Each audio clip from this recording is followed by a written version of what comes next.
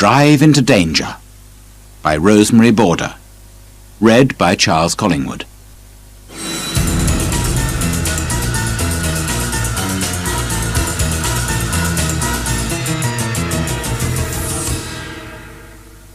Chapter 1. A Truck Without a Driver. Mark Miles and his son Andy are having a bad morning. "Where's Gary?" says Mark. "He isn't usually late. The truck is ready. Everybody's waiting." Then Gary Slater comes to the office. He is ill.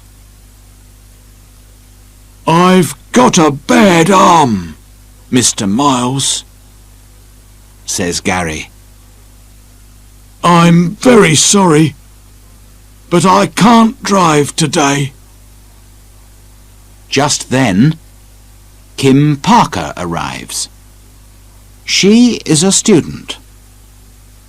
Her father is one of Mark's drivers. She is working in Mark's office in her holiday. "Good morning, Mr. Miles," says Kim. "What can I do first?" "Can you drive a truck?" says Mark with a little laugh. "I've got tables in Faversham and wine in Lyon, and no driver."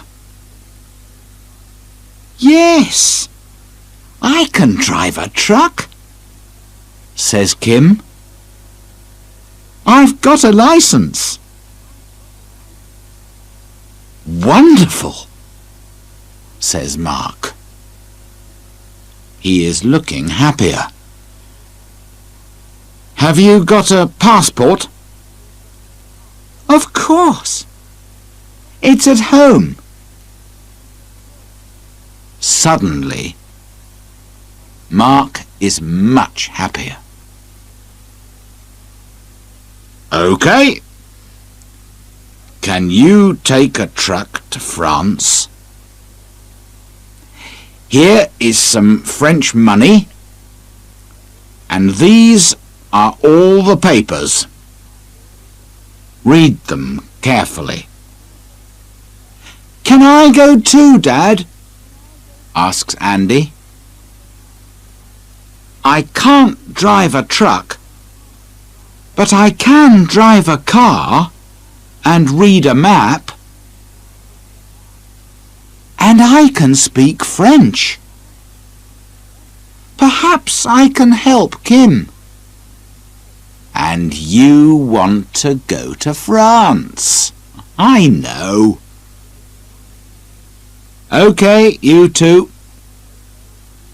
Run home and get your passports, your overnight bags, and some sandwiches.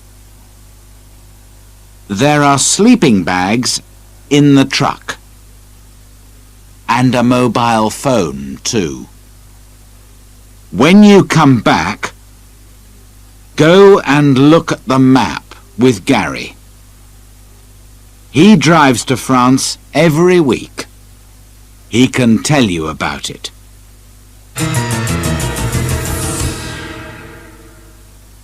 Chapter 2. Gary makes a phone call.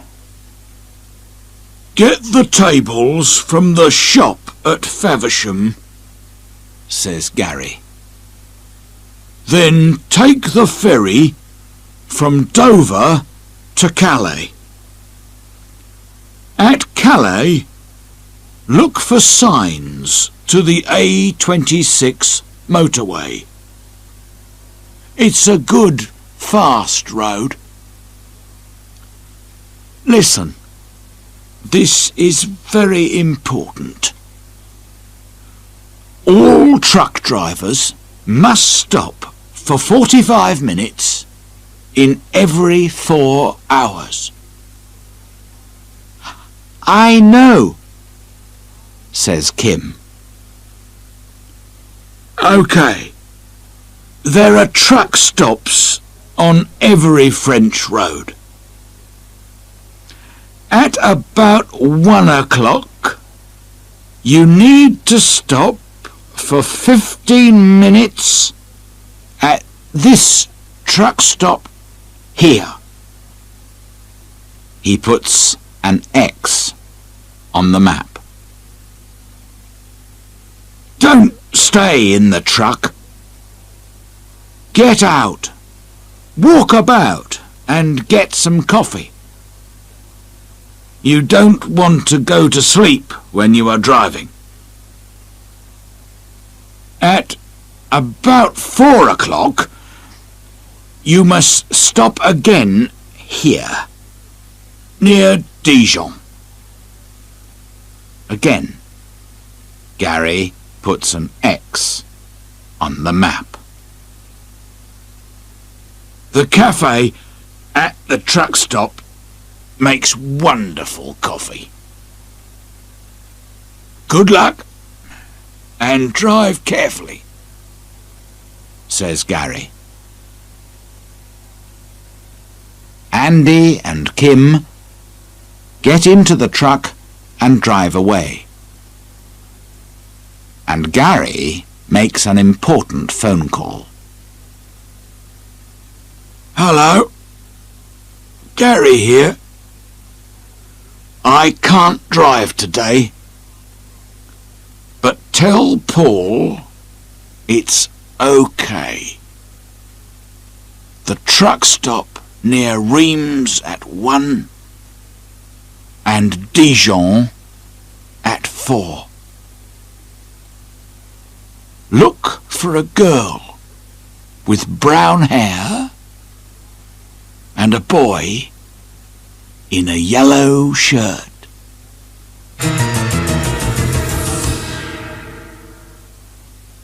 Chapter 3. The truck is losing oil. Andy and Kim arrive at Faversham. They tell the man about Gary's arm. The tables are ready. My men can put them in the truck. We can sit in my office and wait. Would you like some coffee? The man says. They leave the truck and go into the office. Kim and Andy drive to Dover and take the ferry to Calais. They drive off the ferry and out of Calais. They find the motorway and a big stop sign. We need a ticket, says Andy. He puts his hand out of the window to take the ticket. But he is too far away and the ticket goes under the truck. Andy jumps down and goes to get it. OK, I've got it now, Andy calls to Kim. But the truck is losing oil. Not much, but we must do something about it soon. OK, says Kim. I can do that at the truck stop. Come on, let's go. They arrive at the truck stop near Reims at about 1 o'clock. Kim gets under the truck. You're right, she tells Andy. The truck is losing oil, but it isn't very bad. Then suddenly she calls to Andy. Come and have a look at this. there is a box under the truck. "Is it a sandwich box?" asks Andy. "Perhaps Gary puts his sandwiches in it." "Under a hot, dirty, oily truck?" says Kim. "Nobody does that." "Oh, well, I need some coffee." She goes to the cafe.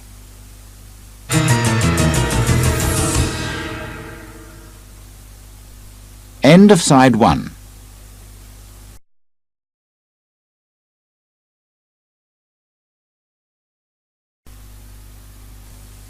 Chapter 4.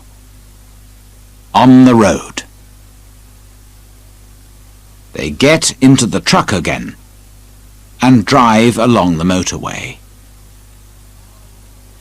"Our next stop is near Dijon," said Andy. "Dijon is in Burgundy. They make wonderful wine there." "I don't want any wine," laughs Kim, "but I do want some coffee." They arrive at the truck stop just before 4 and sit down in the cafe. Suddenly, Andy says, "Someone's looking under the truck."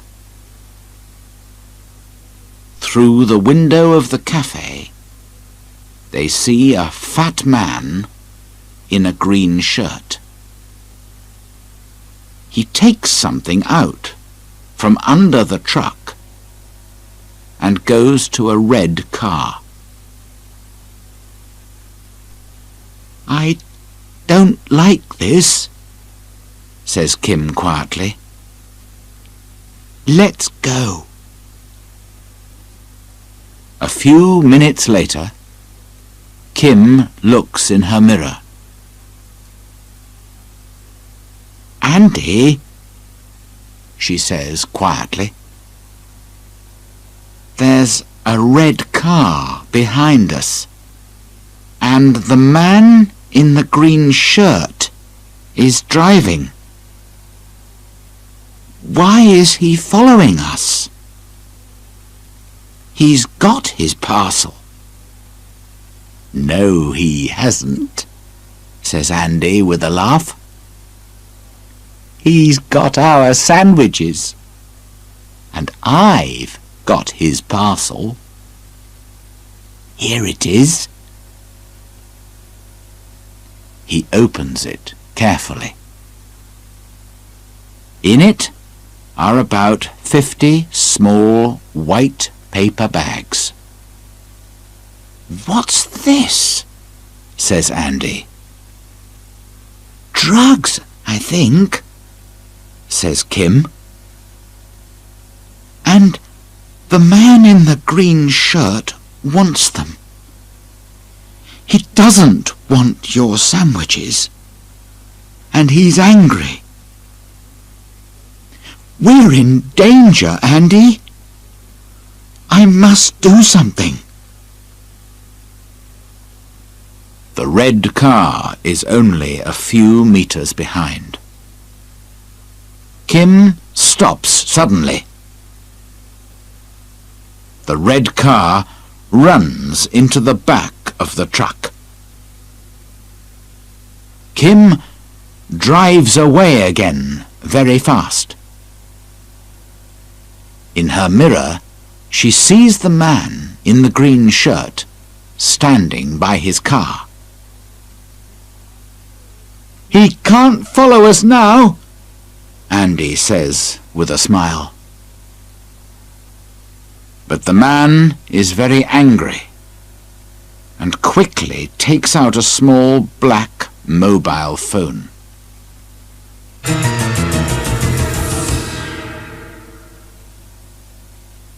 Chapter 5. The Rubbish Dump. "We must leave the motorway," says Kim. They take a quiet country road through small villages. Suddenly, Andy sees a big sign on their left. "Go in there," he says. "But it's a rubbish dump. Why do you want to go there?" says Kim. But she drives through the entrance. Andy opens his window and throws the parcel of drugs into the nearest skip. "We must phone for help," says Andy. But just then, two men arrive in a white car. A man in a black suit is driving. The man in the green shirt is with him. The two men leave their car across the entrance and jump out. The man in the suit has a gun. "Now we can't drive out of here," thinks Kim. "Oh dear." The two men run up to the truck and stand by Kim's door. "Give me the parcel," says the man in the black suit very quietly. "Run, Andy!" says Kim. Quickly, Andy opens his door and jumps out of the truck. He runs to the white car. The man in the green shirt follows him. But he is too fat and slow. Andy gets into the car and drives away. Kim opens her door suddenly. The big mirror hits the man in the suit. He falls down and loses his gun. Quickly, Kim jumps out of the truck and gets the gun. "Your drugs are in that skip," she says. "Go and get them. Take your friend with you." The two men go up the ladder and look down into the skip. "Go on," says Kim. "You want them. Go and look for them." The two men jump down into the skip. Quickly, Kim takes the ladder away. Now, the men cannot get out.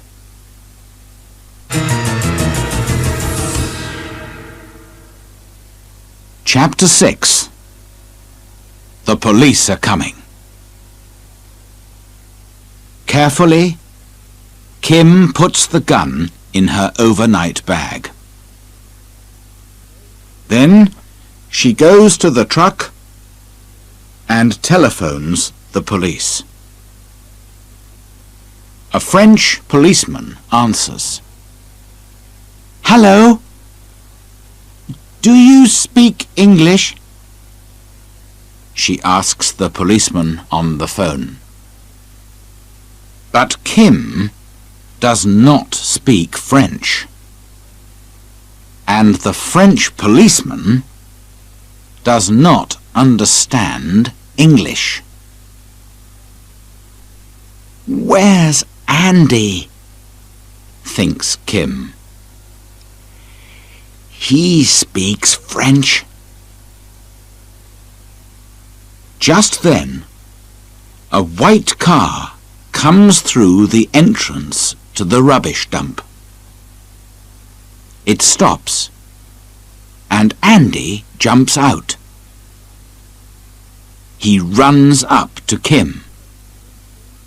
"It's okay, Kim," he says. "The police are coming." A few minutes later, a French police car arrives. 4 policemen jump out. Kim gives them the gun. "Where are the drugs?" asks one of the policemen. "And where are the men?"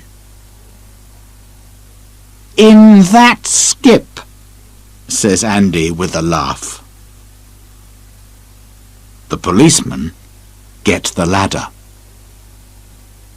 Later that evening, Andy and Kim drive to Lyon with the tables. They have coffee and long French sandwiches in a cafe. Then they go to the wine shop. They arrive very late. A fat little man is waiting for them. He looks angry. "Why are you late?" asks the man. "Well," begins Kim. "It's a long story," says Andy, tiredly.